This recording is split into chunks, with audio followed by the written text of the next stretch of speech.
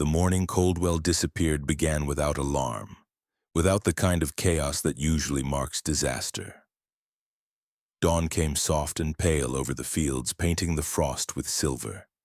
The air was so still that every sound seemed to travel farther than it should, as if the town's breath was held in anticipation.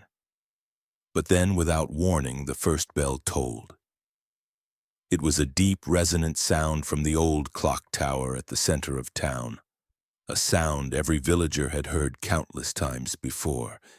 Yet this morning there was something strange in its voice, a heavier vibration, a kind of deliberate weight behind each ring, as if the bell was not announcing the time, but delivering a sentence. One toll became two, then three, each one slower, more deliberate than the last. They carried through the narrow cobbled streets, slipping under doors, weaving between the walls of homes, filling every corner with their slow, metallic heartbeat. People paused mid-step, mid-sentence, mid-breath. No one had ordered the bells rung. No one had reason to. Coldwell was not a place for ceremony, and yet the bells continued. 4, 5, 6, their sound seeping into the marrow of those who heard them. The 14th toll came like the closing of a heavy book. It rang longer than the others, its echo clinging unnaturally to the air, refusing to fade, as though the bell itself feared what silence would bring. Then there was quiet. Not the normal quiet of a sleepy village, but an absence so total it felt wrong. Birds did not sing, carts did not creak. Even the winds seemed to halt at the town's edges as if unwilling to enter. When the post rider passed through later that day, he found the streets empty. Doors stood ajar, chairs overturned as if abandoned mid-meal, candles burned to cold stubs. There were signs of life, loaves cooling on windowsills, water still steaming in wash basins. But no living soul remained to claim them. In the square, the great wooden doors of the bell tower were wide open, swaying on their hinges, though no one had ever known them to be unlocked. Inside, the spiral stairs smelled faintly of iron and wet stone, and each step upward seemed to draw the air tighter in the lungs. The rope that controlled the bells hung perfectly still, yet faint traces of fresh movement were visible in the fibers, as though someone had only just released it. At the top, the bells themselves loomed, blackened with age, but untouched by dust. The clappers rested motionless, and yet those who climbed to see them swore they could still feel the vibrations through the wooden beams. A subtle, lingering hum that seemed to pulse in time with their own heartbeat. There were other details, though few spoke of them openly. The tower's floorboards bore damp footprints, small and bare, leading away from the rope toward the narrow trapdoor that opened to the roof. A fine scattering of ash clung to the brass of the largest bell, forming shapes that were too deliberate to be random, patterns like crooked numbers or perhaps letters in some forgotten language.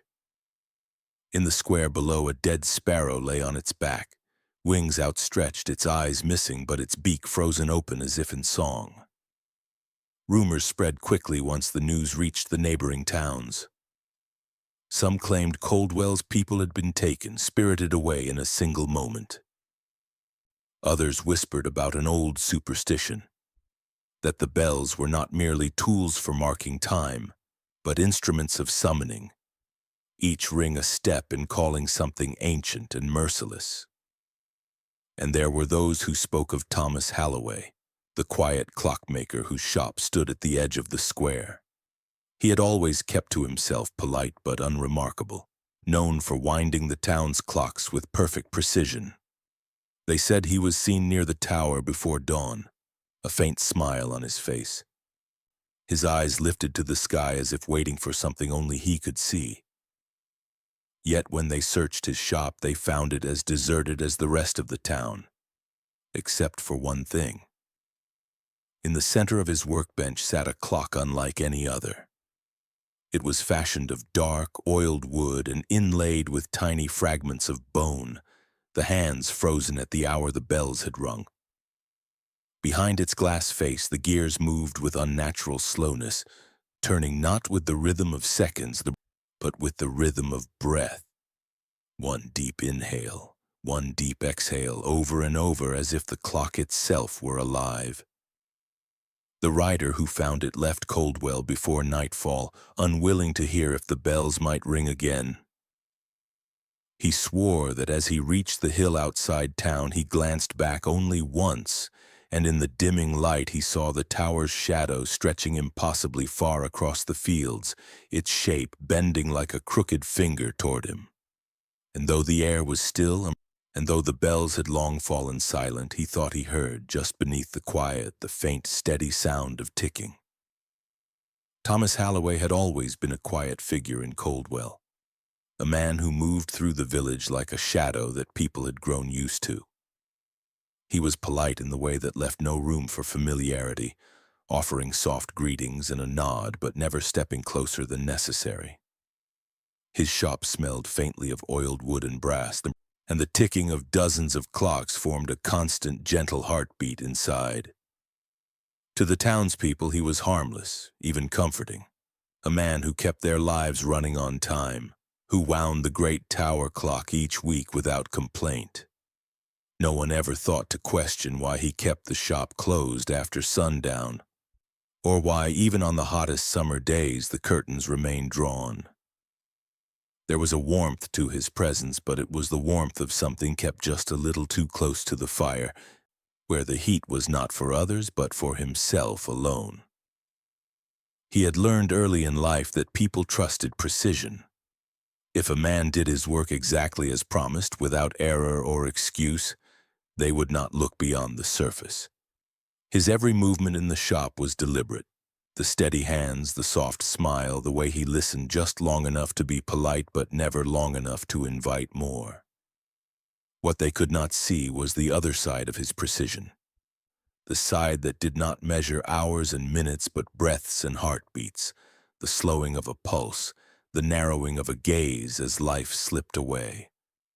Thomas thought of time not as a flow but as a substance to be carved, shaped, and preserved. To him, each person was a clock, and all clocks could be stopped, opened, and studied. At night, behind the locked door of his shop, he would sit in the dim light of a single candle and sketch the inside of human bodies from memory.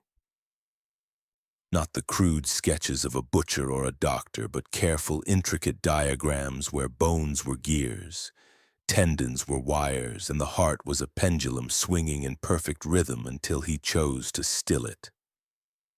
On one shelf, behind a row of neatly labeled jars of brass screws, he kept smaller, unlabeled jars that never left the shadows.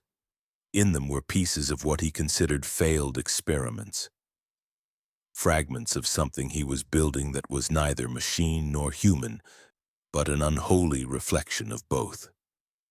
He never thought of these remains as victims. In his mind, they were material, necessary sacrifices in the long work of correcting time's flaws. The people of Coldwell saw a man devoted to his craft, and it was true. But the craft they admired was only the surface. His real devotion lay in rituals older than the town itself, rituals he had uncovered in tattered books left to him by a grandfather no one else had met. Those books spoke of bells that could call not just men but moments, trapping them, bending them, stretching them thin until they tore. They described ways of binding a soul to a sound so that even when the body rotted, the echo of it would remain, suspended between seconds. Thomas had read them so many times that the words lived in him like memory. He did not see his actions as murder. Murder was wasteful, hurried, lacking grace. What he did was preservation. He was not ending lives.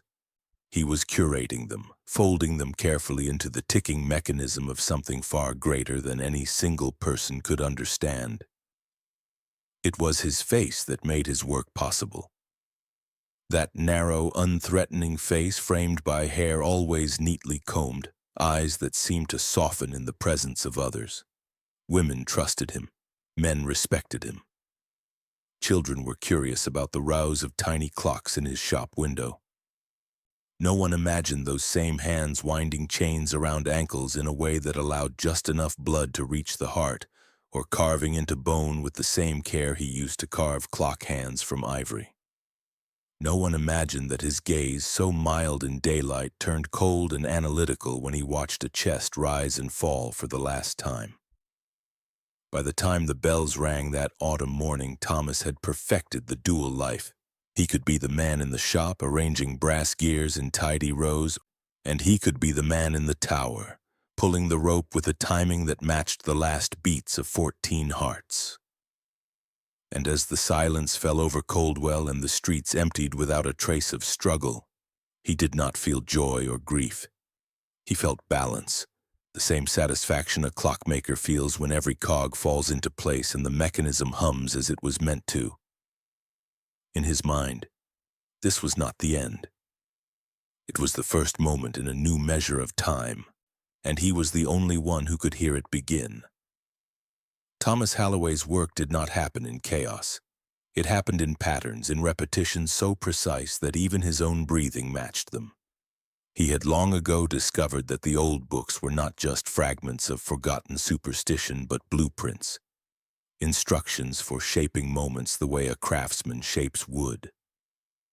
The pages, brittle with age, spoke of the hours between breaths, a hidden cycle of 14 stages in which life could be unthreaded from flesh without the noise of violence. The manuscripts described a toll for each stage, each bell strike binding the departing soul to a single hour, keeping it suspended like an insect in amber. Most would have dismissed it as the rambling of the mad. Thomas read it as law. Each killing began with silence. He never touched his victims in haste. They were taken in moments of stillness, when their bodies were relaxed, when they believed themselves safe. He would bring them into the tower under some small excuse, a clock that needed repair, a mechanism that only they could help lift. They would step into the dim space beneath the bells, not knowing that they had already been measured, weighed, and placed into the sequence. Time inside the tower did not run as it did elsewhere. The air itself seemed thick, as if sound moved slower. Thomas would position his subject with careful hands, binding them in ways that did not bruise but restricted movement so completely they might as well have been stone. He understood how long it took for blood to numb a limb, how many breaths a body could take before panic set in, and how panic could be slowed until it was a dull, manageable tremor. The ritual required that the first bell be rung when the victim's heartbeat aligned with the pendulum in the great clock face above them. Thomas would stand at the rope, his eyes half closed, listening not to the tower but to the rhythm of the pulse beneath the skin of the bound wrist. When it matched, not nearly but exactly, he would pull. The sound would roll over them and the victim's eyes would widen, not yet in understanding but in the raw awareness that something irreversible had begun. With each successive toll he would change their position slightly, tilting the head, adjusting the hands, binding the jaw tighter. Each change a symbolic hour in the old texts. By the fifth bell, the victim's breath would be shallow, the muscles locked in unnatural stillness. By the seventh, the voice would no longer work, even if they had tried to scream. He called this the silence point, and he believed it was the most important threshold. In those moments, he would kneel beside them, placing his ear to their chest as if listening for a secret only they could tell, knowing full well they were beyond words. The manuscripts demanded that no blood be spilled before the 12th bell. Until then, the body was to remain intact, the life force compressed but not released, like a spring wound to breaking. At the 12th toll, he would begin the release, a single deliberate cut placed not to kill immediately but to slow the clock of the body to its final ticks. The 13th bell was always the weakest, the sound carrying a strange, wavering echo as if it hesitated before leaving the tower. That was the moment Thomas believed the soul began to loosen. The 14th bell was struck only when the victim's final exhale had ended, but before the body had lost all warmth. In this way, death and sound became one, forever joined in that suspended second. To outsiders, it might have seemed like cruelty for cruelty's sake, but to Thomas it was construction. Each death was not an ending, but a piece of a larger mechanism. He imagined the souls stacked within the hours of a day, hidden behind the ordinary turning of the clock hands, their voices locked in the vibrations of the bells themselves. Sometimes, when the town was quiet and the wind turned just right, he could stand in the tower and hear them, faint, layered whispers buried in the metal, not screaming but ticking. The ritual was not without cost. The books had warned of this. Each time he performed it, something of himself stayed behind with the victim. He would leave the tower feeling lighter, almost insubstantial, as though some part of him had been drawn into the same suspended space as those he had claimed. But this did not trouble him. It was proof that the work was real, that he was not simply killing but building something lasting, something beyond life. The bells became his metronome, not just for death but for his own existence. He began to plan his days around them, counting hours not by the sun but by the imagined chimes he would one day ring again. His shop, his meals, his sleep, all of it bent to the structure of the hours between breaths. The town saw only a man devoted to the keeping of time. They could not see that he was keeping time in the oldest, darkest way, measuring not minutes and seconds, but the fragile span between a first breath and a last. And in his mind, the work was far from finished. The tower was empty now, its rope still, but it would not stay that way for long. The basement of the Coldwell bell tower was a place few had seen. The spiral stairs that led there dipped into darkness below the main chamber, their steps warped with age and damp. The air was heavy as though it had not been disturbed in years, and the smell was sharp. Not quite rot, not quite rust, but something caught between the two. It was here that Edwin Brackett, Thomas Halloway's apprentice of just 3 months, found the chains. He had been sent to fetch a box of worn gears stored in the cellar, but halfway down he heard them before he saw them. It was not the clatter of loose links, but something softer, more deliberate. The faint metallic rasp of chain against chain, shifting with a slow rhythm, almost like breathing. His lantern caught the glint first, small points of light in the far corner, where the stone floor seemed to sweat with moisture. The chains were laid out on a wooden rack, each coiled neatly, their metal polished to a dull, dark sheen. They were unlike any he had seen, not heavy, clumsy restraints meant to hold a prisoner, but instruments of precision.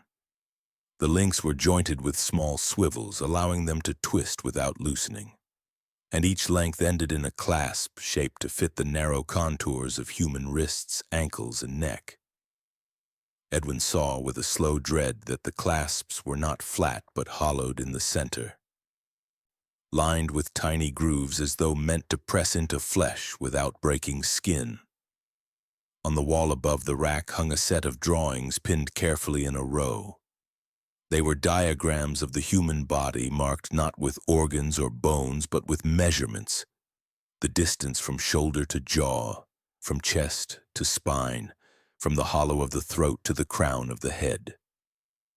Numbers were scrawled beside them, each corresponding to a particular link in the chains below. Edwin leaned closer and noticed that the numbers repeated in a pattern, and beside each repetition was a symbol, a small circle crossed by a single line, like the hand of a clock frozen in place. The meaning was not clear to him, but the unease in his chest deepened.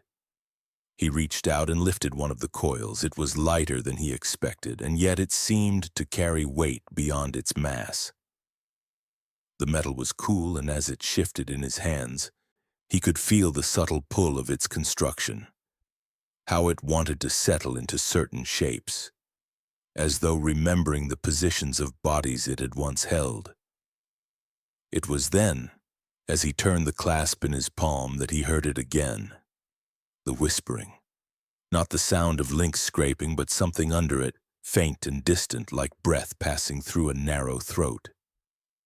He froze, straining to listen, and realized it was not coming from the room at all, but from the chain itself.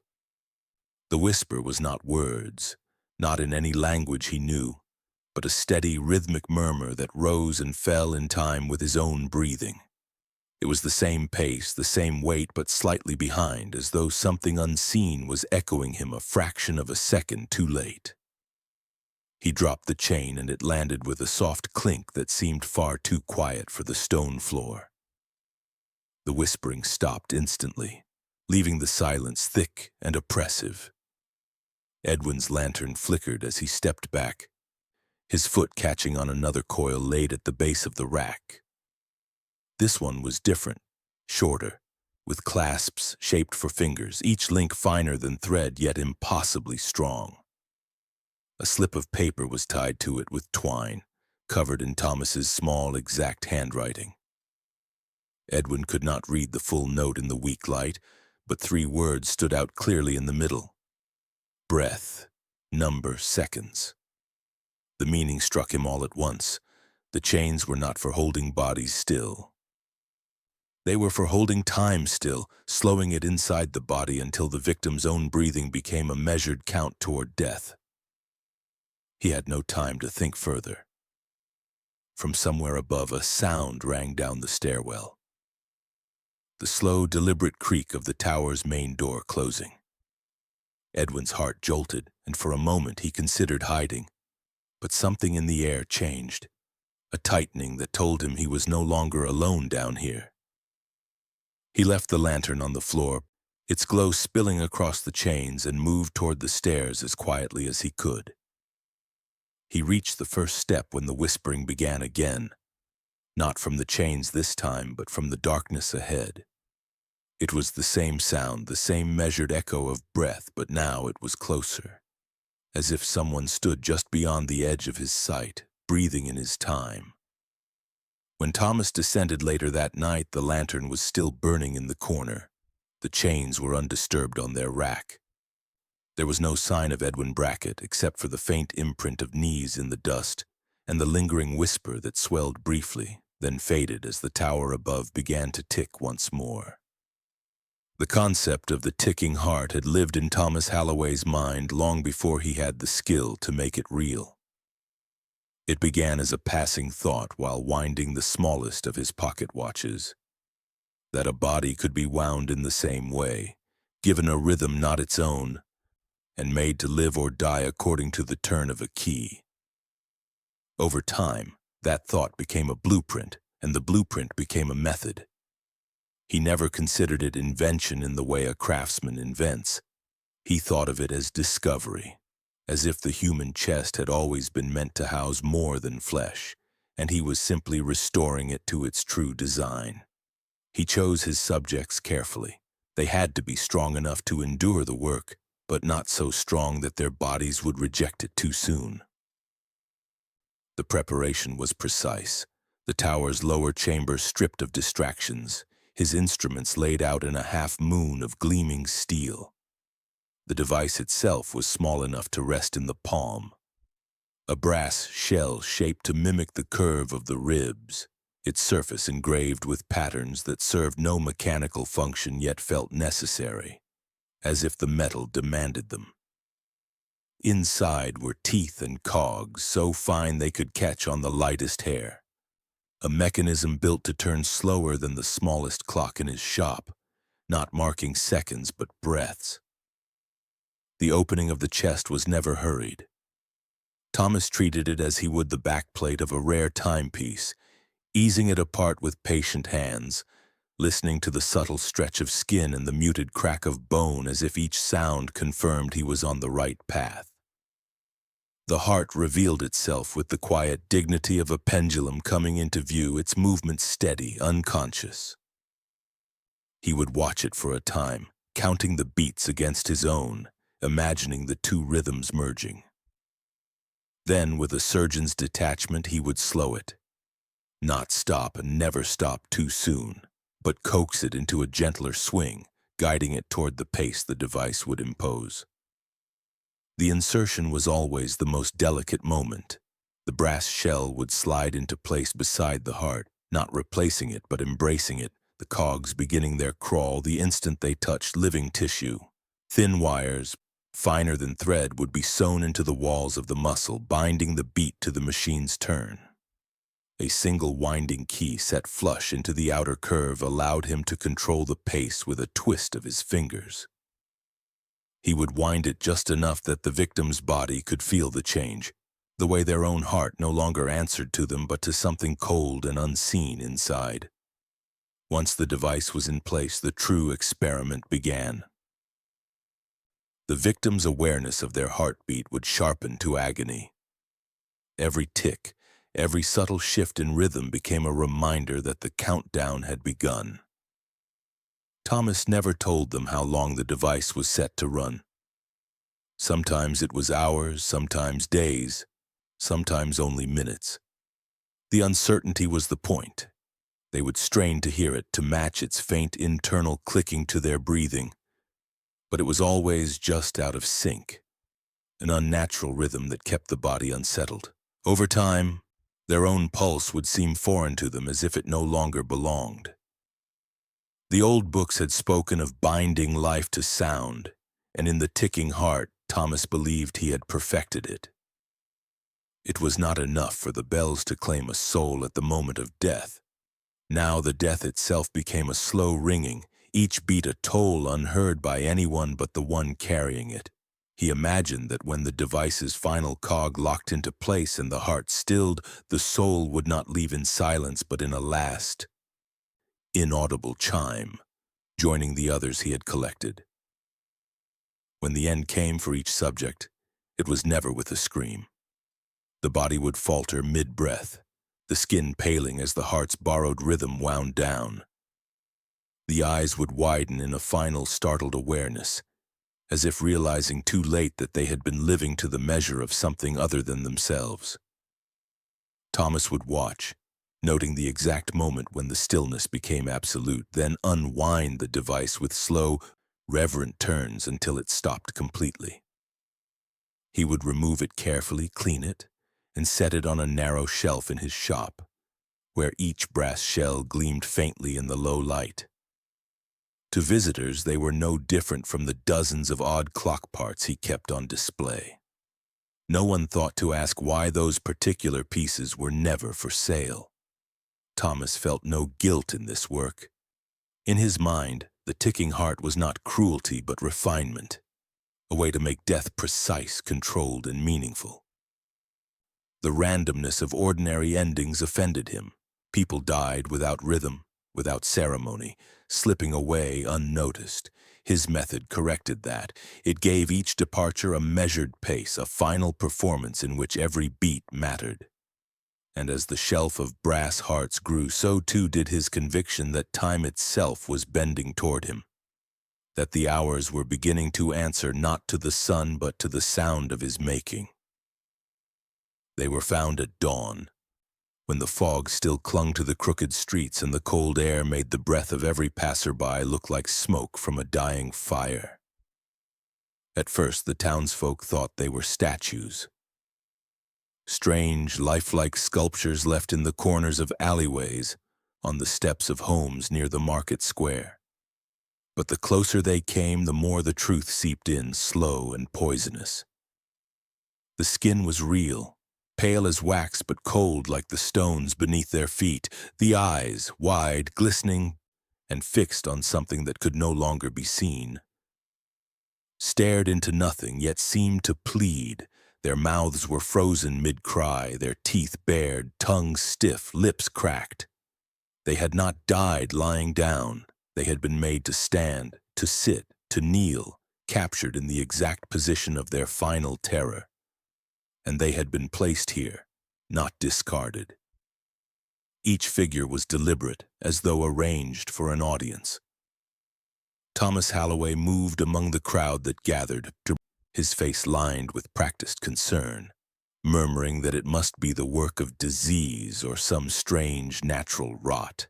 His hands, those gentle clockmaker's hands that could coax life into the smallest spring, touched the frozen cheek of an old woman he had known all his life. He told her grieving daughter that perhaps it was God's way of keeping her beauty eternal. Behind his calm voice, his mind calculated the perfection of the pose, remembering the exact moment when her body had locked under his touch, when the chemical kiss of his preservation had chased the warmth away. This was no crude embalming, no common grave's decay slowed by winter frost.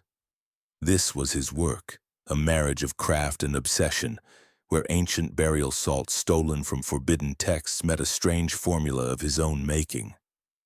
He had studied it in whispers and shadows, learned how to halt time not in metal and gears, but in flesh. The result was unnerving, not merely because the bodies were intact, but because they were alive in their stillness. Every fold of skin, every ripple in the iris, every drop of moisture clinging to a lower lash was preserved. They could have been breathing if the chest had moved. Some swore they saw a twitch in the corner of a lip, a shifting shadow across a cheek, but when they looked again, the face was the same. Locked forever in the moment between heartbeat and death. His choice of subjects was no accident. The butcher's son who had once stolen from his shop, the widow who gossiped about his late-night walks, the boy who had kicked pebbles against his window. Each figure was positioned where their absence would hurt most. At the door of a grieving family, at the bench where friends once gathered, at the edge of the fountain where children used to play. The town began to feel like a gallery of silent accusations, but each preserved face a reminder of someone taken, someone who had vanished into the thick silence of night. Rumors spread like infection, growing darker with each retelling. Some claimed the bodies were not truly dead, but trapped, paralyzed by some unseen force, their souls screaming in the prison of their own skin. Mothers began to keep their children indoors. Priests spoke of unholy interference, and still the faces appeared one by one. Thomas continued his work in the clock tower above the square, his small workshop smelling faintly of oil, copper, and something sweeter, something that clung to his clothing like a perfume that never faded. In the dim light, his preserved ones surrounded him, propped against walls or standing in the corners like silent sentinels, their eyes following the slow, rhythmic motion of the pendulum. He was not merely stopping their time. He was keeping them, holding them close in ways the living never allowed. Each was a perfect moment stolen from the river of hours, a masterpiece of stillness that only he could create. And when the bell tolled in the tower, its deep chime rolling over the rooftops, it was not just marking the hour. It was marking them, keeping their frozen hearts in sync with the beating clock. The town prayed for answers, but Thomas already knew there would be none. Only more faces, more moments, more time stopped forever. And somewhere deep inside, where gears turned and secrets whispered, he began to plan the next figure for his growing collection. They moved like shadows, not in haste, but with the certainty of those who had rehearsed every step. The midnight bell ringers were not born of rumor, but of long, patient cultivation. A brotherhood stitched together by the quiet, magnetic influence of Thomas. Outwardly, they were the men who poured the town's drinks, mended its shoes, rang its church bells. Inwardly, they were bound by an oath so old it seemed to hum in their blood, an oath that spoke of final chimes and the cleansing that came with them. They gathered only at night in the upper room of a building that had no name on its door, where the air was thick with candle smoke and the walls bore faint scorch marks from rituals past. Each meeting began with the same act, 3 slow tolls of a small brass bell, its sound too soft to carry into the street. The ring was not for calling others, but for calling themselves back into the secret shape of who they truly were. Thomas would watch them closely in these moments, measuring their stillness, their eyes, their readiness to obey without asking why. The killings were never described as killings. They were sacrifices, precise and necessary, the way a clock requires a mainspring. Each victim was chosen with cold intention, selected not only for personal sins but for the symbolic weight their absence would create. Their deaths were timed to the second, aligned with the hour marked in the Brotherhood's ledger, and at each scene something small and cruel was left behind. A strip of cloth cut into the shape of a bell's clapper, a shard of polished brass, a phrase scrawled in ink so fine it looked like the whisper of a pen rather than writing. The act itself was as much about rhythm as it was about pain. A blade drawn in silence until the final breath matched the cadence of an imagined toll. A candle extinguished at the instant a clock's hand reached its mark. The body arranged so that the head faced toward the tower, as if even in death they must listen for the bell. To the ringers, this was devotion, not crime. They saw themselves as caretakers of a divine order that others could not perceive, servants to a truth that lived between seconds, in the space where sound becomes silence. In the darkness after each chime, Thomas would feel the pull of the next task already forming in his mind. The town slept unaware, but somewhere deep beneath its heartbeat another clock was ticking. One only he and his chosen could hear, and its hands were already moving toward the next final chime. The journal was not found all at once, but in torn pieces, scattered among dust and rotting wood, as though its author had tried to hide each page from himself.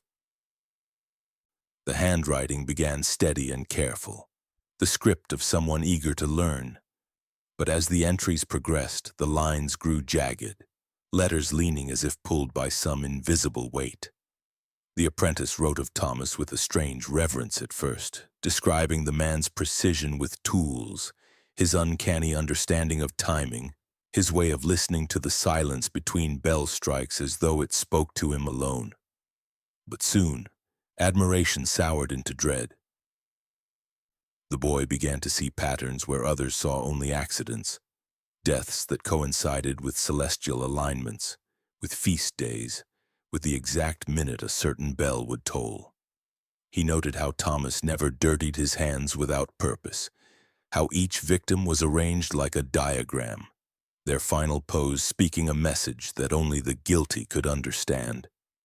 The journal's later entries read like confessions wrapped in warning. The apprentice described being sent to fetch odd materials, small gears filed to points, glass spheres filled with mercury, lengths of cord cut to precise spans, and realizing they were not for repair, but for creation. Thomas, he wrote, was building not just devices but moments, shaping death as an artisan shapes metal, each killing an instrument tuned to a frequency only he could hear. He recorded the day he understood the true cruelty, that every act was meant to erase not just life, but identity, stripping away name, face, and memory until the victim became only a symbol, a mark in some vast design. The boy's words grew frantic, haunted by the idea that time itself was complicit, that each tick of the tower's mechanism was a silent partner in Thomas's work. He spoke of plans to flee, to warn someone, but his writing became erratic, skipping days, then weeks. The last fragment ended mid-sentence. Ink dragged across the page as if the pen had been torn from his hand. No one ever found his body, but the final words remained burned into the paper. The next chime is not for them. It is for me. The tower's inner sanctum was not a place built for human comfort. It was a chamber where air moved sluggishly, heavy with the stale scent of oil and old metal, as if time itself had been trapped and left to rot. Those who entered spoke of a darkness that felt solid, clinging to the skin, wrapping around the throat until each breath came shallow and reluctant. The floor was uneven, warped by decades of weight, but it was the walls that drew the eye, lined with wooden racks and iron frames, their surfaces embedded with gears, springs, and pendulums that shifted in slow, deliberate motion. These were not simple instruments of death, but creations of staggering precision, each one ticking with its own cold heartbeat, as though built to keep time with the final moments of those who suffered within them. Closer inspection revealed the cruelty hidden in the details. There were chairs with headrests, shaped to hold the skull at a perfect angle, not for comfort, but for the uninterrupted turning of a gear that pressed a thin blade deeper into the skin with every second. There were cages designed to close in microscopic increments, the victim never certain when the next movement would come, only that it would. Small brass plates were etched with numbers and symbols, the meaning unclear to the living, but perhaps perfectly understood by the one who had built them. The devices were not rushed or crude. They bore the care of a craftsman who valued his work more than human life. Each component polished, each mechanism tuned. It was not enough for the creator to kill. The design of each machine suggested a deeper obsession, the slow dismantling of identity. One device was fitted with mirrors angled so the victim could never meet their own gaze directly. Only fractured reflections that bent the face into unfamiliar shapes. Another played a faint, unchanging note from a hidden music box. A sound so constant it gnawed at the mind, erasing the memory of any other sound. The victims were not just made to suffer, they were made to forget who they had been, until all that remained was the moment of their breaking. At the center of the sanctum stood the largest device, a vertical frame of iron and wood crowned with a cluster of bells, each no larger than a fist. Wires ran from them into the body of the machine where counterweights and hidden springs lay in wait. It was not clear whether the bells were meant to mark the victim's passing or to signal something far worse. But the thought that they might still be waiting for their next command was enough to chill the air further. The silence here was deceptive, layered over the faint, ceaseless ticking that seemed to come from nowhere and everywhere at once. It was the sound of an unfinished act, a rhythm that promised the machinery had not yet done all it was built to do. And so, standing within that chamber, it was impossible not to feel that the tower itself remembered every face it had unmade, every voice it had silenced. The walls did not echo with cries. They pulsed with the residue of fear, a fear wound tight into the gears, waiting for the moment it would be released again. The sanctum was not a relic. It was a clock still counting down, its purpose as patient and as merciless as the man who had designed it.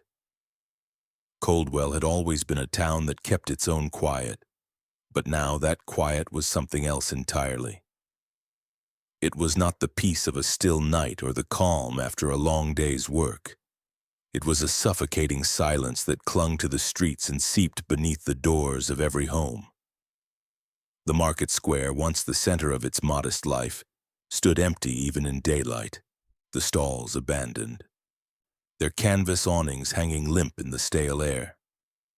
Those who remained walked quickly and kept their heads down, as though afraid to draw the attention of something unseen. And though the wind carried no sound, each person swore they could hear it, the faint, steady ticking, never close, never far, like the measured breath of something alive and patient. In the wake of the killings, grief had curdled into something harder. Mothers kept their children hidden, not trusting even the daylight. Men who had once spoken freely now avoided each other's eyes, their conversations reduced to murmurs behind closed shutters. It was as if the murders had not just taken lives, but had pulled something essential out of the survivors, the part of the soul that believed safety was possible. The ticking became more than a sound. It became a question with no answer. Was it an echo from the tower, a trick of the mind? Or had something been left behind, a piece of the killer's mind stitched into the very air of the town? Every few nights, someone claimed to see a shadow move against the bell tower's silhouette, though no light shone from within. A handful swore they had heard bells, faint and high, tolling not for the hour but for some secret reckoning. The sound would stop as suddenly as it began, leaving the listener alone with their own pounding heart. Some tried to explain it away as the ringing in one's ears after too much fear, but in Coldwell, fear was no longer a visitor. It had become a resident, one that slept in every bed and sat at every table. And so the town endured, its days long and its nights longer, its people shrinking further into themselves. What they did not know, what none of them could yet see, was that the ticking was not fading with time.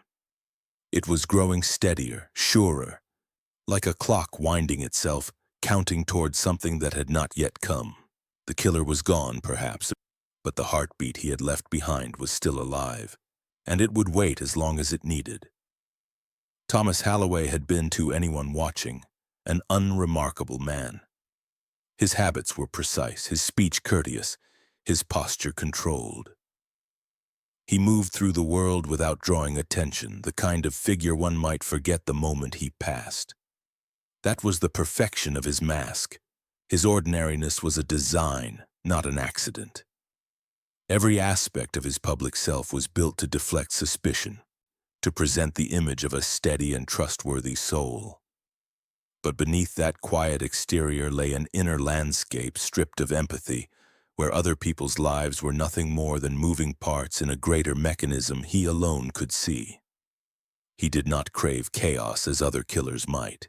He sought order, a purity of design where each death was positioned in a sequence, a cog in the machinery of his private vision.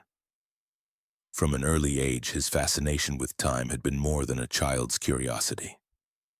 He did not merely watch clocks, he listened to them, hearing in each tick the inevitability of endings. For Thomas, time was not a neutral measure. It was a living force, a master that ruled all things with impartial cruelty. But instead of fearing that truth, he worshipped it. In his mind, to control time, to bend it to his will, was to hold power over existence itself. The killings became a way to impose his own symmetry upon life and death, to decide when the final second for a person should arrive. His victims were not chosen for who they were, but for where they fit in his design. Their suffering was not reckless. It was measured to the second, shaped to mirror the rhythm of the clocks he kept wound and perfect. The more he killed, the more elaborate his rituals became. Each act was a conversation with the unseen master he believed time to be. The moments before a victim's death were sacred to him. He would draw them out, aligning their final breath to some private calculation. It was not enough for them to die. He needed their deaths to resonate, to echo inside the minds of those who would hear of them. The placement of the body, the symbols left behind, the faint chimes in the air, all were deliberate, each a mark on the vast clock face in his mind.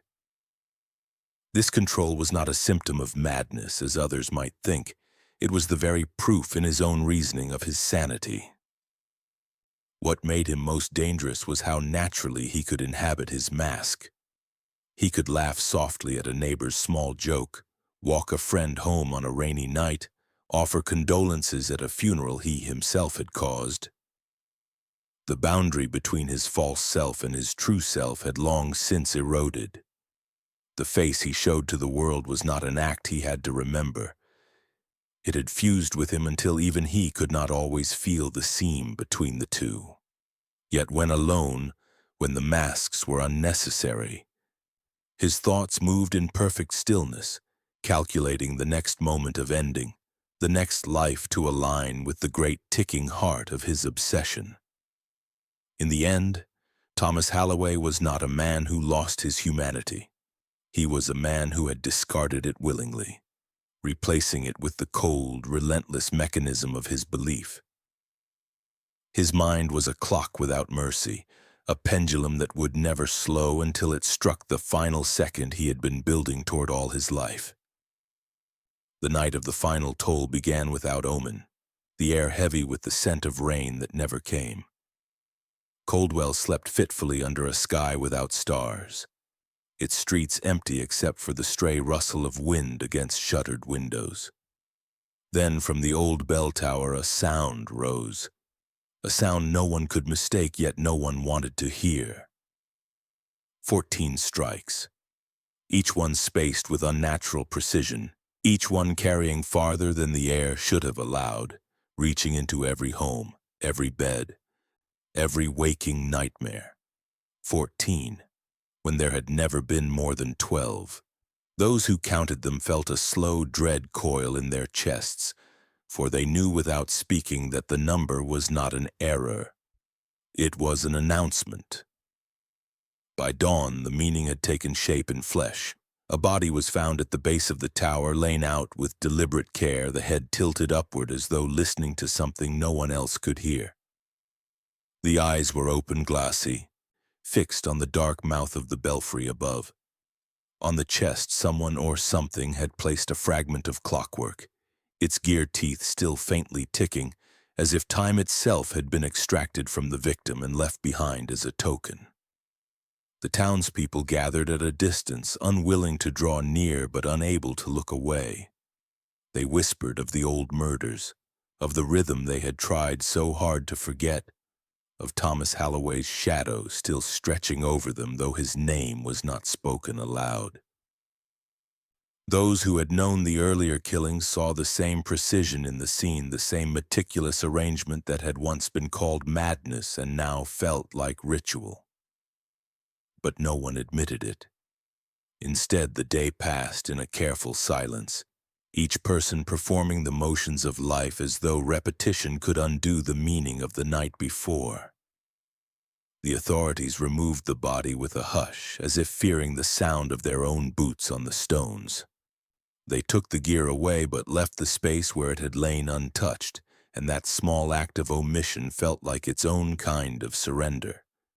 In the weeks that followed, no one claimed responsibility, no arrest was made, and the investigation became a set of unanswered questions filed away behind locked drawers. People avoided the tower, though it still rose over them, still kept its perfect symmetry against the sky. At night, some swore they could hear the faint echo of ticking in their wall, in their clocks, in their own pulse. But they learned not to speak of it, not to give it shape in words. The final toll had not ended anything. It had only shifted the story into a quieter, more dangerous form. And somewhere deep in the marrow of the town, there grew the first fragile understanding that silence was not safety, and that change, when it came, would have to begin with the courage to hear the bells again. In the years that followed, Coldwell learned to speak again, though at first the words came haltingly, like a limb long unused. The wounds left by the silent bells were not just carved into the memory of the few who had survived, but into the very architecture of the town. Cracks in old brick, warped timbers in the market hall, streets where shadows seemed longer than they should be. Laws were written with solemn ceremony, their ink still smelling sharp as if the town feared the scent might fade too quickly. These laws spoke of watchfulness, of records that must never be allowed to vanish, of accountability that could not be delayed until the next tragedy. But beneath the public vows lay an unspoken truth. No statute could undo the years when people had known something was wrong and chosen to look away. The memorial bell tower was raised on the very ground where the old one had stood. This time it was built of pale stone that caught the sun, designed not to intimidate, but to remind. Its single bronze bell, heavier than any that had rung before, was cast with the names of the dead etched deep around its curve. It was said the bell would be struck only once a year, on the anniversary of the final toll, and that it would ring exactly 14 times, not to honor the killer, but to remember the silence that had made him possible. Yet even in remembrance there were fractures. Some residents could not bear to attend the ceremonies, claiming that the sound still scraped something raw inside them. Others came faithfully each year but kept their eyes lowered, afraid that to look too long at the bell was to invite back whatever darkness had once lived in the old tower's shadow. Slowly, life in Coldwell found its rhythm again. Children grew up hearing the story as history, not lived memory.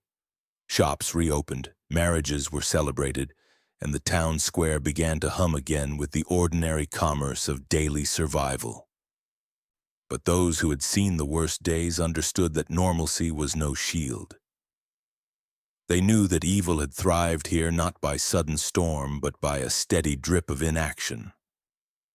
By the way, politeness can become complicity when questions are left unasked. They remembered how the killer's cruelty had hidden behind the face of a neighbor, how precision and patience had masked the hunger to control and destroy. The lesson was bitter. Monsters rarely appear as monsters until it is too late. Time itself seemed to hold this truth, ticking steadily in the clocks that lined shop windows, in the pocket watches passed from parent to child. In the quiet moments when the streets were still and only the faint click of a clock could be heard, there came the uneasy thought that somewhere someone might be listening to that same rhythm with a different intent. The tower's bell loomed against the sky, not just as a memorial but as a question. How many other towns had their own silent bells waiting to be heard? The people of Coldwell would tell their children that vigilance was a duty, that silence was the first step toward surrender. But even as they spoke, there lingered the haunting knowledge that the most dangerous evils are not born in storms, but in the stillness that follows them, when everyone is too eager to believe that life has returned to normal. And so the bell stands, its shadow stretching over cobblestones worn smooth by generations, waiting for the next moment when its voice will be needed, and daring anyone who hears it to decide whether they will remain silent or finally speak.